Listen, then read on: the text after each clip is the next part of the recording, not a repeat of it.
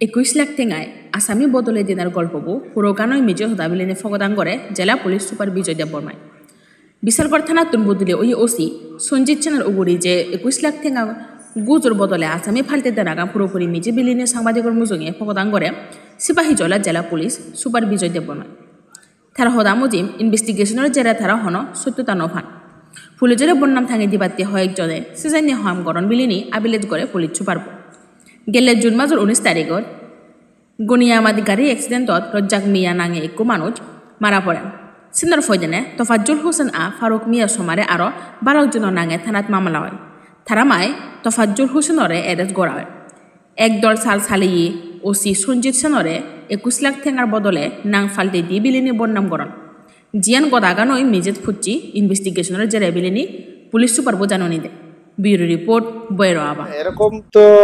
কোনো আমরা পাইনি ওনার বিরুদ্ধে যে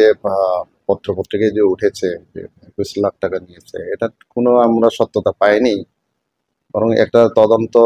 করতে গিয়ে একজনকে আমরা অ্যারেস্ট করেছি যেটা আপনারা সবাই জানেন গন্যামারাতে যে একটা ঘটনাকে কেন্দ্র করে গাড়ি অ্যাক্সিডেন্ট হয়েছিল সেখানে মারা যায় গাড়ি চাপা দিয়ে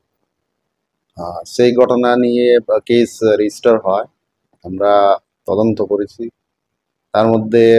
একজন আমরা তফাজ্জল হোসেন তাকে আমরা অ্যারেস্ট করেছি তখন মাঝখানে এরকম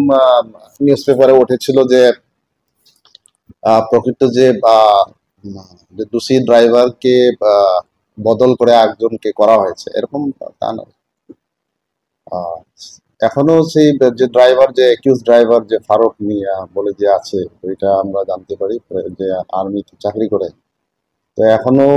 একটা আসামি হিসেবে আছে আমরা এখন যোগাযোগ করছি আমরা কিভাবে তাকে আনানো যায় তফাজ্জল হোসেন তো আগে থেকেই একই হিসেবে আছে আমরা তাকে আমরা ধরেছি কারণ তার থেকে কেন্দ্র করে ঘটনাটা হয়েছিল না না এরকম নেই সেরকম সেদিন একটা সন্ধ্যাবেলায় খবর বেরিয়েছিল যে আসামি বেল পেয়ে গেছে কিন্তু বেল তো দেওয়া হয়নি তো আসামি তো জেসিডে আছে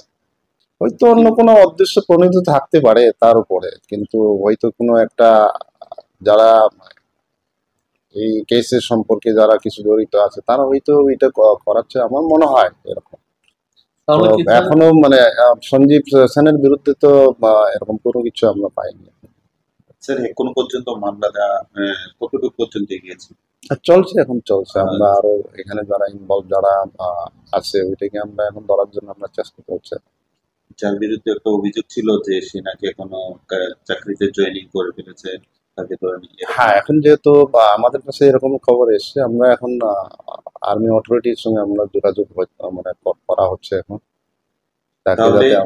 তাহলে যে 21 লক্ষর যে গল্পটা সম্পূর্ণটা একটা ভিত্তিহীন মানে পুলিশ প্রশাসন এটা ভিত্তিহীন এটা কোনো আমরা সত্যতা পাইনি এটা জাস্ট একটা তার ইমেজ নষ্ট করার জন্য মানে আমি মনে করবো এটা ইমেজ নষ্ট করার জন্য করেছে এখনো অবধি তো আমরা এরকম কোনো সত্যতা আমরা পাই